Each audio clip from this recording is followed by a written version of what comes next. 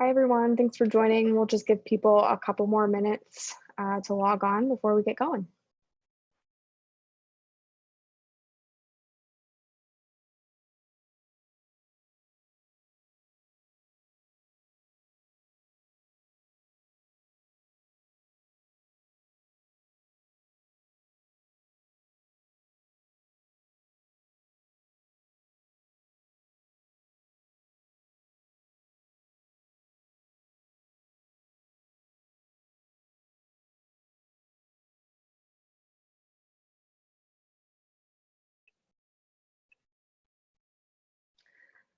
Hi, everyone.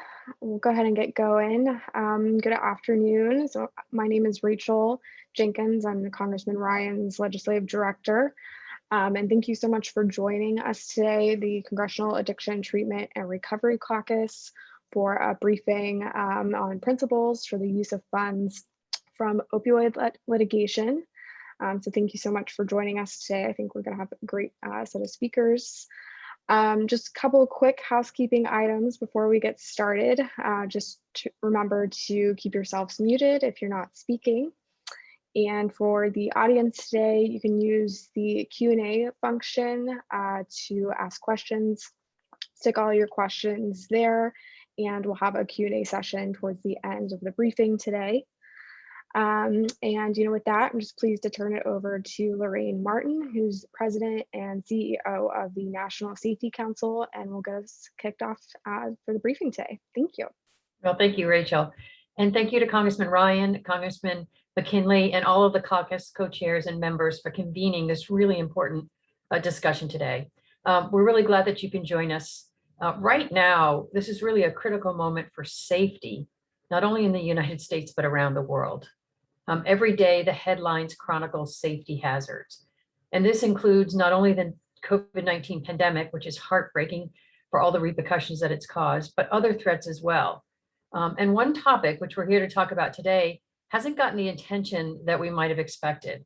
And that is the impact of the pandemic on the nation's opioid crisis.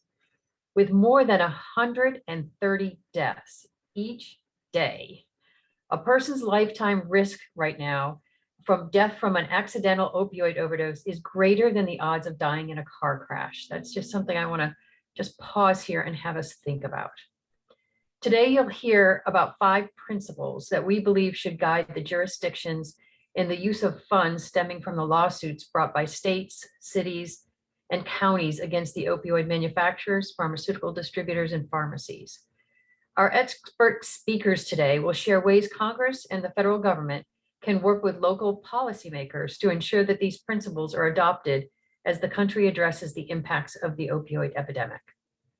The National Safety Council is America's leading nonprofit safety advocate, and we have a long, proud history of helping make workplaces safer, literally for over 100 years. So I'd like to share with you just a little bit of why we think workplace safety organizations like the NSC must be involved in this topic of opioids. There are a variety of ways that workers can be impaired, and that includes taking prescription opioids, even as directed. Impairment has been a workplace safety issue for decades, and 70% of the people with a substance use disorder in our country are employed. And a recent NSC survey revealed that more than half of employers said that they know that impairment is decreasing the safety of their employees. The pandemic, however, has forced a new era of workplace safety, one in which employers are grappling with the increased substance use and misuse, as well as increase in mental health distress.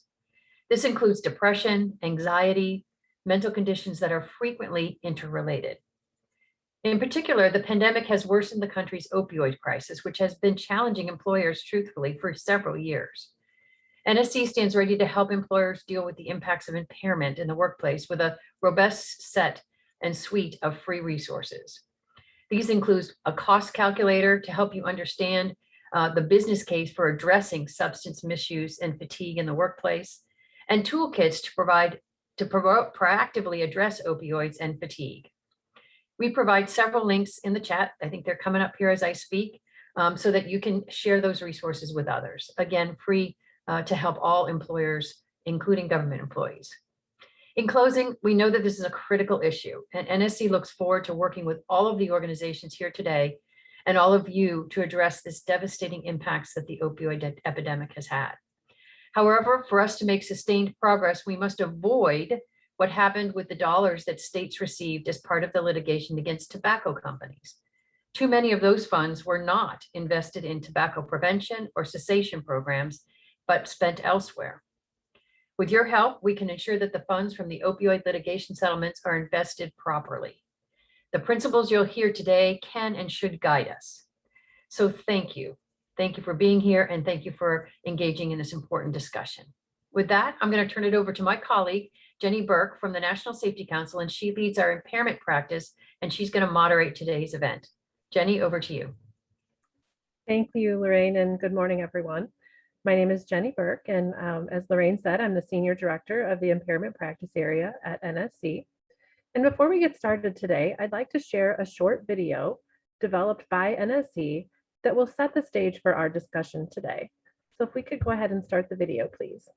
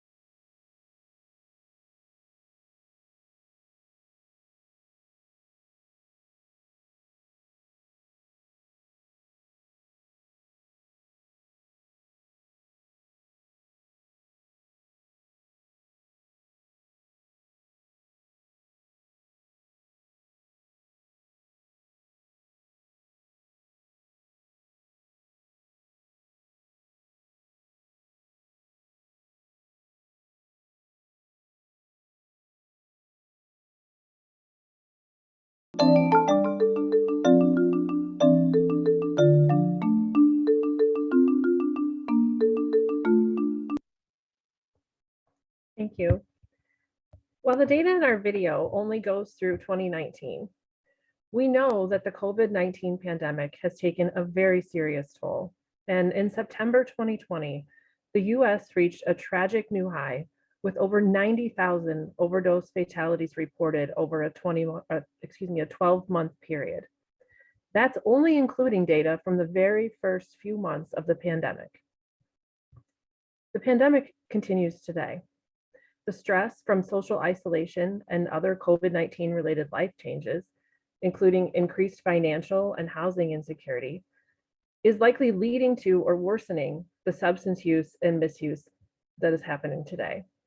We know at the beginning of the pandemic, over 40% of US adults reported struggling with these issues. Again, that number is increasing today. Treatment for mental health and substance use disorders is available, effective, but access to treatment, which was a significant barrier before the pandemic, has been strained further since the pandemic began. Only 10% of people with a substance use disorder in 2019 were able to receive any treatment, and only 18% of people with an opioid use disorder received medications for addiction treatment.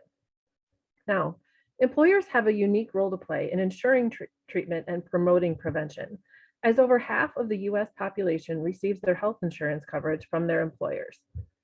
Employers have opportunities to educate their workforce on the issue, determine their benefits, and then support that pathway for those struggling to obtain treatment and enter the recovery process. The pandemic has caused additional disruptions in recovery support systems.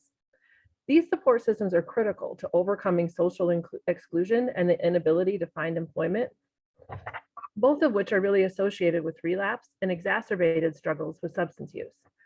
So to address these challenges, an interdisciplinary, multi-level team approach, including community leaders and members, associations, advocates working with policy makers, government agencies, educators, prevention specialists, employers and workplaces, and treatment and recovery providers is critical. Today, we're going to hear from several organizations that are critical to this interdisciplinary approach. In addition to our co-conveners, Johns Hopkins University, we're going to hear from Elizabeth Conley from the Pew Charitable Trust on the importance of using evidence-based practices to guide spending decisions. We'll hear from Linda Richter from the Partnership to End Addiction on confronting and preventing youth substance use. And finally, we'll hear from Monique Tula of the National Harm Reduction Coalition on the need to confront equity issues related to existing drug policies throughout this process, especially given the disproportionate impact that the COVID-19 pandemic has had on communities of color and other vulnerable populations. And then at the conclusion of our event this morning, a true leader in this space, Congresswoman Mary Bono, will provide us with some closing remarks today. As you may know, new financial resources that can help address these needs are coming as a result of lawsuits against the opioid manufacturers, pharmaceutical distributors, pharmacies, and they're providing with us an unprecedented opportunity to accomplish work that we're doing. As Lorraine mentioned, we must work together to ensure that these funds are allocated to the places where they can have the greatest impact.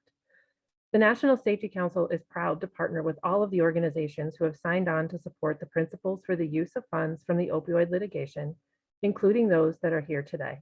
We look forward to working together to combat the opioid crisis, and I'm pleased at this time to turn this over to Josh Rising and Sarah Whaley to discuss the state of current litigation and the opioid principles in more detail. Josh, over to you. Great. Well, thanks so much, Jenny. Just start off by saying thanks to the entire team at the National Safety Council for pulling this briefing together. Big thanks to Rachel and the Caucus for hosting it. And then thanks to all the other speakers for participating in this important event.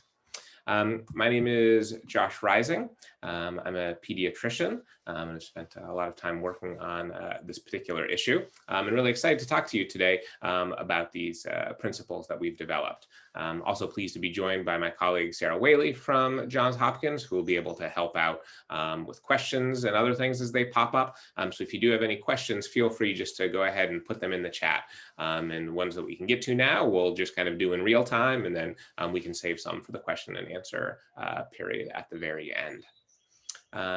Next slide, please.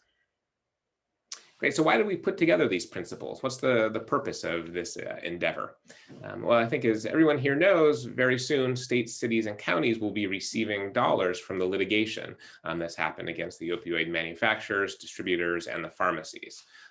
We saw one settlement relatively recently with McKinsey, and certainly we're hearing rumors that both the Purdue Pharma bankruptcy litigation and then also the master settlement that's happening with the judge in Cleveland, Ohio, maybe making some progress in reaching resolution, which would be really exciting because clearly these funds are desperately needed. One holdup is that the trials, which often can force the settlements to happen, have been delayed because of COVID. But now that those trials are going to be resuming, optimistic we're going to make progress soon on getting some settlements. So these dollars will be going to various localities, but they will have a lot of discretion in order to, as they decide how to spend the funds. So the principles offer guidance as to how they should make the decisions around spending those dollars. As we talked about at the very beginning, as Lorraine highlighted, the goal is to avoid what happened with the tobacco master settlement dollars, where the vast majority were spent on things that were unrelated to tobacco-related illness. Next slide, please. So the faculty and staff at Johns Hopkins, working with a bunch of external organizations, a bunch of whom are on the call today, put together 5 principles to help guide the jurisdictions. Now, these principles, you may look at them and be like, hey, these are the principles. These seem really like no-brainers. And to some degree, yes, they are. They are all things that make sense. But we do know that jurisdictions don't always kind of act on some of these principles. And we also know that if they did act on these principles in a meaningful way, it would really make a significant reduction in the both short-term and long-term number of overdose deaths. So we'll get into each principle in a little bit of detail and then spend just a minute or two talking about next steps related to the principles. Next slide, please. So the first principle is to spend the money to save lives. We know that there are a lot of jurisdictions that have had their budgets negatively affected over the past year. So there may really be the temptation to use dollars that come in from the settlement in ways that are unrelated to the opioid epidemic. So there's going to need to be a real focus to make sure that the jurisdictions do spend the money to address the opioid epidemic. So our thinking on the best way for places to accomplish that are first to establish a dedicated fund where all of the dollars from the litigation go, as opposed to entering the state's general fund, where it can be a little more difficult to keep track of what's happening. Some people may be aware of some of the news stories out of New York State with what's been happening with the McKinsey settlement money, where some of that money is going to address opioid addiction, but there's a lot of the dollars are just going into the general fund as well. So we've already got a real world example of what can happen with these litigation dollars if we're not careful. Second thing that really needs to happen is that we need to supplement rather than supplant existing funding. We can't allow states or jurisdictions to slash what they're already spending and then just make up for it with these dollars. Given what's happening with overdose deaths, this needs to go on top of what states and local jurisdictions are already doing. One problem we saw with the tobacco master settlement dollars is that a lot of the states asked for upfront payments as opposed to having the payments spread out over the course of decades. Clearly, overdose deaths are not going away in 1 year or 2 years. This is a problem that's going to need long-term funding. And so it's important that states don't receive the dollars in just a 1 or 2 year lump sum. And then finally, there needs to be some accountability for this. And so a report to the public as to what the dollars are being spent on is going to be important to make sure that, that they're not being spent in inappropriate ways. Next slide, please. The second principle is to really encourage local and jurisdictions and states to use evidence to guide their spending. We're really lucky. There's been a huge investment in research over the past number of decades, and we really have a good body of evidence demonstrating what works, and equally important, if not more important, what does not work. But we also know that states and localities often make decisions that's not based on this evidence. So we really need to make sure that these new dollars are informed by the evidence that's out there. So the three elements related to this principle are first, making sure the funds are directed to programs supported by evidence. Second, to make sure that if there are policies that are blocking the adoption of evidence-based programs, that states and local jurisdictions remove some of those policies. And I think you're going to hear Beth Connolly from Pew talk about this one in a little bit more detail in her time slot. And then the last suggestion as part of this principle is that states and local jurisdictions should build up their data collection capacity in order to make sure that they're understanding if the programs they're funding are meeting their intended goals. And if they're not meeting those intended goals, what some of the reasons might be, so that they can then shift those dollars into more effective programs. So those are the elements related to principle number 2. Next slide, please. The third principle that we highlight is really to invest in youth prevention. There's great evidence out there around programs that can support children, youth, and families by making some of those longer-term investments that are necessary. You'll hear Linda talk about these in more detail in a little bit, but the main takeaway is that often these programs are not focused on opioids specifically or any one substance, but instead they build resilience in children that can help them resist a number of adverse outcomes that can occur. So we need to make sure that these programs are adequately funded at the state and local level, and also that, like other programs, we conduct the long-term evaluations that are necessary in order to make sure that these programs are in fact successful. Next slide, please. Fourth one that's very important is that states and local jurisdictions need to focus on equity as they're making decisions around how to spend the funds. And in particular, there are communities, as we all know, that have been affected by years of discriminatory policies and really are seeing a large increase in overdose deaths at this point in time. So in order to meet this principle, we call on investments in communities that are affected by discriminatory policies, investment in diversion programs that can move people away from arrest and incarceration. Also very important to fund some anti-stigma campaigns. I think, as we know, substance use is often associated with significant stigma, and that stigma then can manifest itself in discriminatory policies. So funding anti-stigma campaigns is one important way to make some progress on that front. And then finally, as part of this principle, very important to involve the members of communities that have been affected by these discriminatory policies in identifying and implementing the solutions. Next slide. The fifth principle is to develop a fair and transparent process when deciding how to spend the funding. Important that this is not done kind of behind closed doors in an opaque process that leaves the communities with little faith in the outcomes or the decisions that are made. So to implement principle number 5, we call on states and local jurisdictions to first determine what those areas of need in their state are.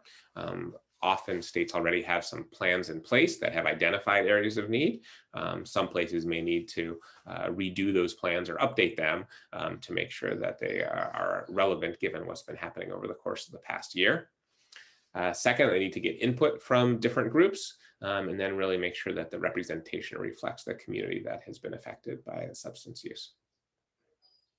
Next slide. Great, so we've really been tremendously excited by the interest in these principles. They've been endorsed by over 50 organizations so far. These range from national groups who you may see in your offices to groups that are really very focused at change at the state and local level. There are advocacy groups, there are academic institutions, there are clinical organizations, nonprofits, huge range of different organizations that have really endorsed these principles. And a number of these groups now are turning their attention to, well, how can we use these principles? How can we make sure that state and local policymakers are focused on these principles in the way that we want them to? Next slide. I do want to highlight that these principles are not the only document that has been released recently related to the opioid litigation. There are a couple of other ones that I want to, in particular, call attention to. One is from the FXB Center at Harvard, and it's called From the War on Drugs to Harm Reduction. And it has some policy recommendations in a couple of different areas. One is how to prioritize the health and well-being of individuals, and the second is looking at prevention and structural drivers of the overdose crisis and identifying ways to address those. That's one document, and then another document was worked on by Dr. Richard Frank, who a lot of you know, and Arnold Ventures. And this was a deep dive looking at the evidence for different programs that could be used to abate the harms related to the opioid epidemic. So this is extremely useful for state and local policymakers when they're making specific decisions as to which program to fund. And importantly, it also includes some cost estimates for implementing those programs. So the principles are great. Everybody should look at them kind of and check them out, but do want to highlight these other documents as well as kind of other references that'll be very useful. Next slide. Some of the next steps, people may be curious, so these principles have come out, what's happening now? First, want to highlight the great work that Shatterproof is doing. They're really leading a lot of advocacy efforts at the state and local level in order to get the get the principles taken up by those jurisdictions. Right now, there's a lot of focus on, in particular, having that dedicated fund in place to prevent what happened in New York from happening in other places. So there's a lot of work happening at the state level. Big kudos to Shatterproof, and they're working with a lot of organizations to help make that happen. Second thing that we're doing is to develop indicators to help assess how well states and localities are living up to those jurisdictions. I think everyone could see that those principles were somewhat high level. So we determined it would be helpful if we could have some quantitative indicators that could be used to determine whether places were meeting those principles. So for example, do states have there's some that are straightforward. Do states have a dedicated fund to receive all the dollars? Yes, no. Is there a prohibition on using the dollars to supplant existing state funding? Yes, no. Is there an advisory committee set up with appropriate representation from affected communities? We'll be developing a number of those indicators. Some of these principles, the indicators will be relatively straightforward, such as the development of a fund, and for others, such as adequate youth prevention programs or appropriate focus on equity. Those indicators will be a bit more complex to put together, but we're excited about that project.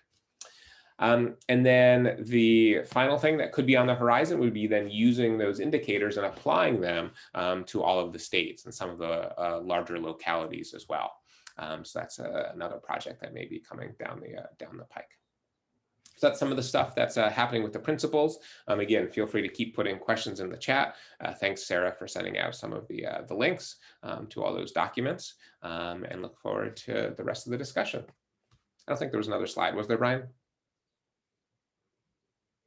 Oh, great. Thanks, everybody. Appreciate it. All right, thank you, Josh. And with that, I would like to welcome Elizabeth Conley, the Project Director of the Substance Use Prevention and Treatment Initiative at the Pew Charitable Trust. Elizabeth? Good afternoon, and thank you so much for having me today. I really appreciate the opportunity to speak with all of you about using evidence to guide spending of these opioid settlement dollars and how Congress can support appropriate use of those dollars. And the two evidence-based areas that I'll focus on today are harm reduction and medications to treat opioid use disorder. In the American Rescue Plan, Congress allocated $30 million for harm reduction services. We know that this could not have come at a better time. In March of 2020, the CDC determined that 44 states, Washington, D.C., one tribal nation, and one territory were experiencing or at risk of experiencing acute hepatitis C or HIV outbreaks due to injection drug use. If we are not ensuring that people have access to harm reduction services, they're more likely to reuse supplies, which increases the spread of disease. In addition, ensuring that naloxone, the overdose reversal medication, is widely available will help to decrease overdoses and overdose deaths. Congress can use its oversight authority to ensure timely release of funds and receive from SAMHSA data on appropriate use by states. This will be especially important as states start to expand the funding they have available to support harm reduction programs. And we can actually, with Congress's oversight and looking for the data, we can actually see how these funds are being invested and how they can be helped to reduce the spread of disease. The evidence is clear that FDA-approved medications are the most effective treatment for chronic disease of opioid use disorder, or OUD. Yet as few as 18% of people with this chronic disease actually receive FDA-approved medication. Methadone and buprenorphine are the most highly regulated controlled substances. The extensive regulations can make it difficult for patients to find a practitioner able to treat their OUD. Buprenorphine, when used to treat opioid use disorder, can only be prescribed by a physician who received a special waiver. But you should know that if that practitioner wants to prescribe buprenorphine for pain, there is no waiver required. The Biden administration recently provided practice guidance allowing practitioners to prescribe buprenorphine for up to 30 patients without an additional training requirement. This was a welcome move, but does not go far enough. The Mainstreaming Addiction Treatment Act has been introduced and would allow all practitioners with a license to prescribe a controlled substance to prescribe buprenorphine for opioid use disorder. Reducing barriers for this medication, which can be prescribed in an office-based setting, is critical to reducing overdoses and overdose deaths. And it gives states another tool that they can use widely in order to maximize the use of their opioid funding once this barrier is eliminated. Methadone for the treatment of opioid use disorder can only be administered at an opioid treatment program or an OTP. And for most patients, they must go to the OTP every single day to receive their medication. Imagine having to go to your physician's office every single day to receive insulin. Imagine how a daily trip would impact your ability to work and take care of family obligations. During the pandemic, a number of regulatory relaxations were granted, including reducing barriers to accessing methadone, such as allowing for up to a month of take-home medication. There were also regulatory relaxations to increase access to telehealth, as people were home and going visiting a practitioner in person could be dangerous for their health and the health of the practitioner. A recent report by George Washington University found that it is within the control of the administration to make all these flexibilities permanent. The regulatory relaxations are already proving to be beneficial to patients, increasing access to treatment and treatment adherence. Congress can use its oversight authority to prompt the administration to take advantage of their ability to make permanent these regulatory relaxations. And again, with these barriers out of the way, states can then target their opioid settlement dollars to these important ways to build the infrastructure to support take-home medications and to support telehealth. So in thinking about applying Principle 2, it's crystal clear. Harm reduction and medications for opioid use disorder are steeped in evidence that they reduce the spread of disease, reduce overdose, and reduce overdose deaths. And Congress can ensure that federal funds are available to states to supplement and help with the use of supporting the opioid settlement funds. Congress has the ability to remove barriers that block expansion of evidence-based treatment through the MAT Act and oversight of making permanent regulatory relaxations permitted during the pandemic. And finally, congressional oversight can spur not only data collection, but the use that data can make to make informed policy decisions as we continue to battle the opioid crisis. So thank you, and I'll turn it over to the next speaker. Thank you, Elizabeth, very much. And next we have Linda Richter, the Vice President of Prevention Research and Analysis at the Partnership to End Addiction, speaking on the federal role in youth prevention. Linda, I'll hand it over to you. Thank you so much for having me. The third principle is to invest in youth prevention with the recognition that the earlier a person starts using, the greater the risk of addiction. That's why effective prevention is so important. Next slide, please. Primary prevention means keeping young people who haven't yet tried substances from doing so. Although primary prevention strives to target all the influences on a young person that can affect their risk of substance use, including their own characteristics, as well as influences from their parents, peers, school, community, the media, and beyond, most prevention programs do not meet this goal. Instead, most target the individual child rather than parents, families, and communities. Most focus on risk reduction rather than on promoting health and resilience. Most are first implemented in adolescence rather than early childhood when the roots of risk and resilience are planted. And most address only a small portion of factors associated with substance use rather than the broader social determinants of risk and protection. Next slide, please.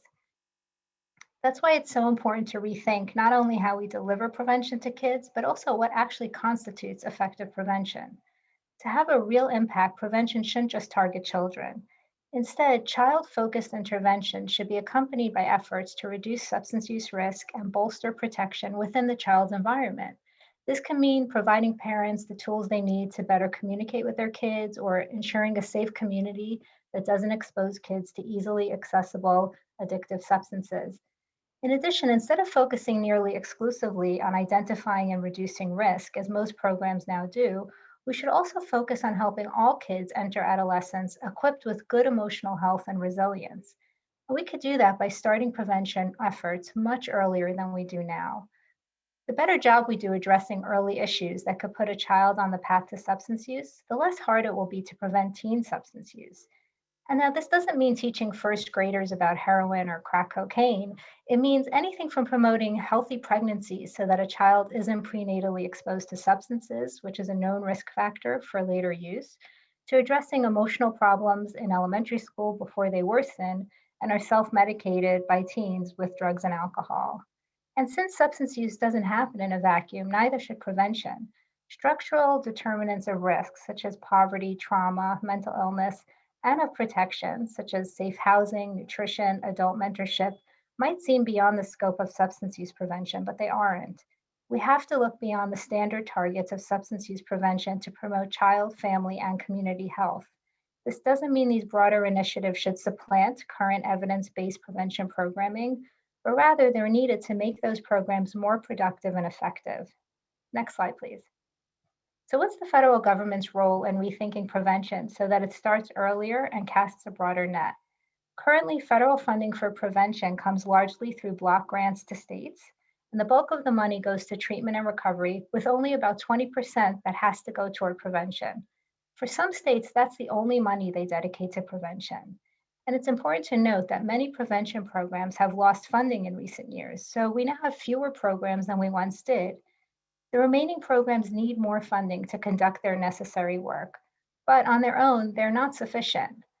That's why we should look to recent federal funding for COVID relief through the CARES Act, Consolidated Appropriations Act, American Rescue Plan, as well as the proposed American Families Plan. Funding that offers an unprecedented historical opportunity to enhance prevention through government investment in initiatives that may seemingly be beyond the scope of classic evidence-based substance use prevention programs. These include programs that target not just the child, but the family and the community, promote health and protection, target children much earlier in life, and affect broad social determinants of health and stability, such as mental health, education, nutrition, poverty reduction, and income, food, medical, and housing security. Next slide, please. We should recognize that effective prevention is dependent on initiatives that promote child, family, and community health and resilience, even those that may seem beyond the scope of substance use. Programs funded through various COVID relief and family protection acts have much to offer in this regard. Plans for their implementation, monitoring, and evaluation should include specific strategies to document their corollary effects on youth substance use. There's a long list of such programs where reducing youth substance use could reasonably be a predicted outcome. And here is just a select list of some where the targets are things like improving child mental health, helping families afford quality childcare, enhancing nutrition, ensuring housing stability, and preventing family violence. Perhaps an interagency working group could be convened to determine how best to measure and document the secondary effects of these programs on youth substance use prevention, and how to connect outcome measures across disparate funding streams. Such an effort would move us in the right direction toward rethinking youth substance use prevention so that it takes an earlier and more holistic approach to promoting the health of children along with their families and communities. Next slide, please. Finally, earlier and broader prevention alone will not accomplish the goal of reducing drug addiction and overdose deaths in the short term, but will protect future generations from experiencing the type of drug-related public health crises we too often face today. Next slide, please. Thank you so much. Thanks. Linda, thank you very much for your presentation today. Next, we'd like to welcome Monique Tula, the Executive Director of the National Harm Reduction Coalition, who will be speaking to us about the federal role in racial equity. Monique, over to you. Thank you.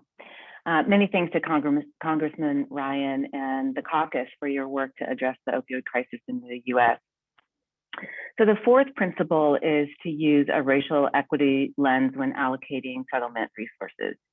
As you know, in the last 50 years, the federal government has spent more than $1 trillion on the war on drugs, focusing most drug intervention dollars on criminalization, prosecution, and incarceration. But all we have to show for it is the world's largest imprisoned population and the longest sustained decrease in life expectancy since 1918. With deep roots in white supremacy and classism, the Controlled Substances Act of 1970 has a legacy of failure and has interfered with evidence-based interventions that have been proven to manage addiction, turn the tide on the overdose crisis, and heal the traumas of criminalization. And the recent nationwide call for racial justice and accountability following the death of George Floyd at the hands of law enforcement dramatically highlight not only the imperative for criminal justice reform, but also a public health approach to addiction and reduction in the stigmatization of people who use drugs. Communities of color in particular have suffered greatly under the weight of punitive drug policies in an era before the new face of heroin emerged, a term that we know is often code for white. But despite the whitewashing of the opioid crisis, Black and Brown communities are among the most deeply affected. Black and Brown people who use drugs experience more profiling, more stigma, more discrimination for substance use disorders than their white counterparts. They are less likely to be prescribed pain medication and face significant barriers to accessing treatment and recovery support. And recently, the rate of opioid overdose deaths has been increasing much more rapidly among Black people than white folks. And in 2018, in fact, the highest increase in rates of overdose deaths were among Black men specifically. So altogether, these events have made it very clear the need to direct resources toward building an enhanced public health response to drug use, and to finally begin alleviating the harm done to our communities as a result of ineffective policies that begat ineffective practices. And this critical shift can be implemented by directing resources toward low threshold health and social services. You heard my colleague talk about harm reduction and MOUD services, and other crisis interventions for Americans, but most urgently Black and Brown people that have been impacted by drug use and mental health issues. These disparities contribute to ongoing discrimination and racial gaps in socioeconomic status, education and employment. And so it's critical that states and municipalities really understand the importance of integrating a racial equity lens into their approach to distributing opioid settlement funds. So what can we do? As outlined in the fourth principle, it's important to invest in Black and Brown communities that tackle, invest in programs that in Black and Brown communities that tackle the root causes of health disparities and eliminate all discriminatory policies. Support, not incarceration. So fund community-based harm reduction programs that provide support options and connect people who use drugs to primary and mental health care, housing assistance, and treatment and recovery services. Remove barriers to medication for opioid use disorders, in particular for Black and Brown people, and provide support for campaigns that reduce stigma. Drug use is not a moral failure. More often than not, it's a coping mechanism for unmitigated trauma, untreated mental health issues, poverty, and even homelessness. And create employment opportunities for people in impoverished communities. People with lived experience are highly relatable and often much more effective at building relationships with people who use drugs than credentialed providers. Stigma and criminalization of drug use contributes to the profiling of Black and Brown people, resulting in swollen jails and prisons. It rips Black and Brown families apart and decimates our communities. We know history, let's not repeat it. Focus on racial equity by investing in our communities. Thank you. Monique, thank you very much. That was very informative. I'd like to ask if anyone has any questions to please enter those into the Q&A box at the bottom of your screen. And I would be happy to navigate who those questions need to go to. We did have one question during the presentations, and that was mostly answered, I think, by Josh and Sarah, but wanted to give Elizabeth a chance to comment on the strength of evidence for overdose prevention sites. So Elizabeth, did you have anything additional to add to the response there? No, we have not been studying that data yet. So that's a new area worth investigating for sure. Okay, great, thank you. And then we have a new question on how we would address the impact of, forgive me, I don't know this, OTPs over the concentration on surrounding areas and communities. And this is to all panelists. Would one of you want to answer that? Or Sylvie Cohen, can you maybe provide a little bit more context to your question?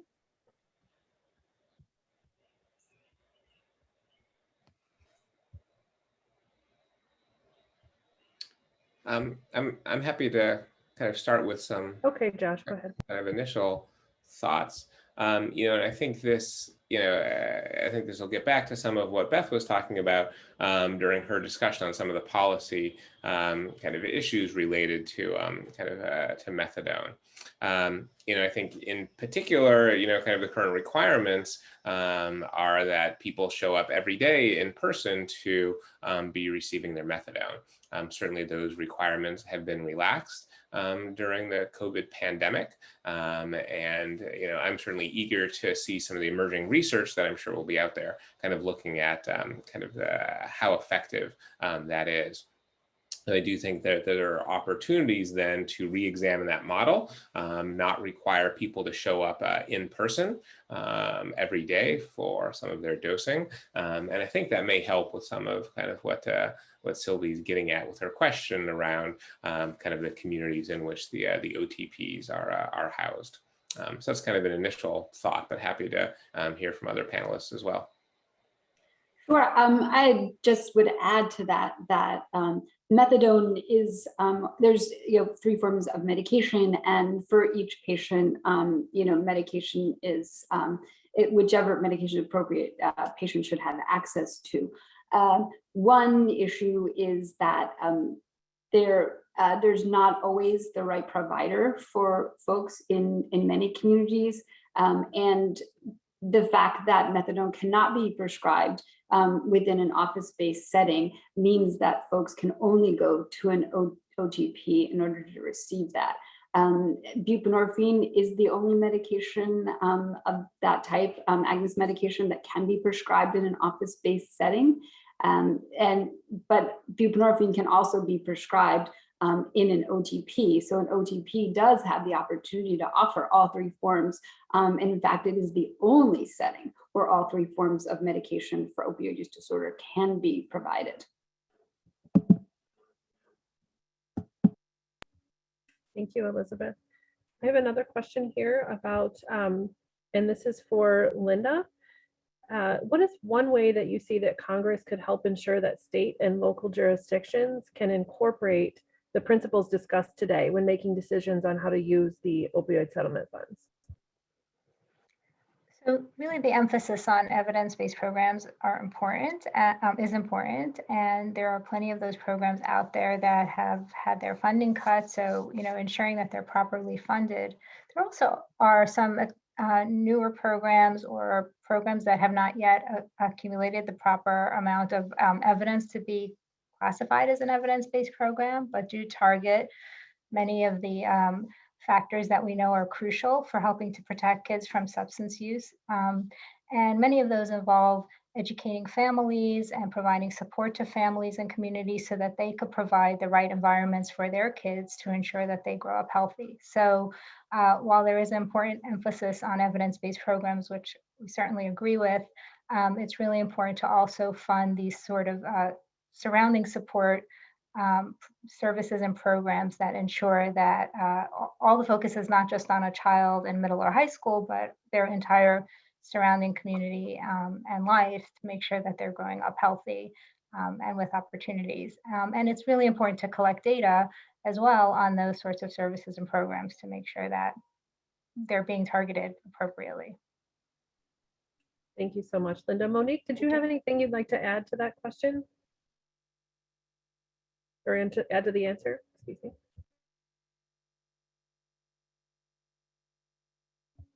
You're on mute, Monique.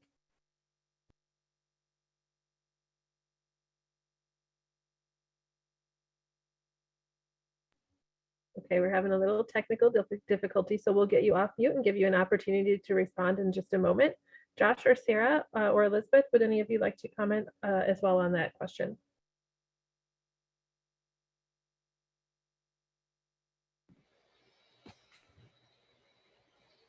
Nope, nothing else to add.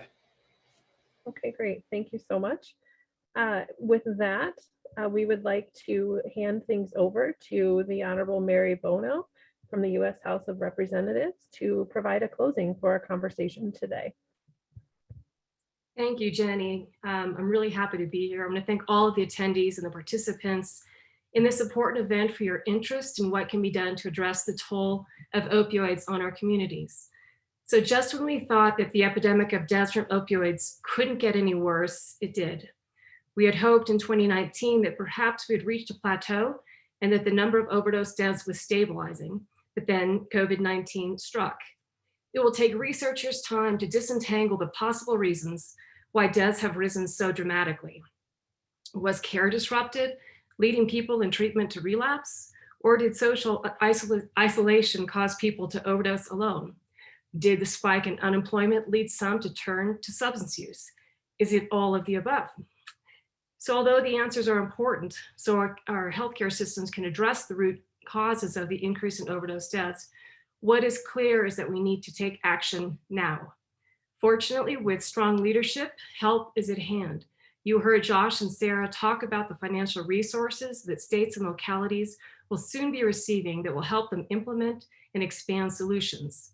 We will all need to watch closely to make sure that the money isn't diverted into states' general funds and that it is used to advance evidence-based solutions.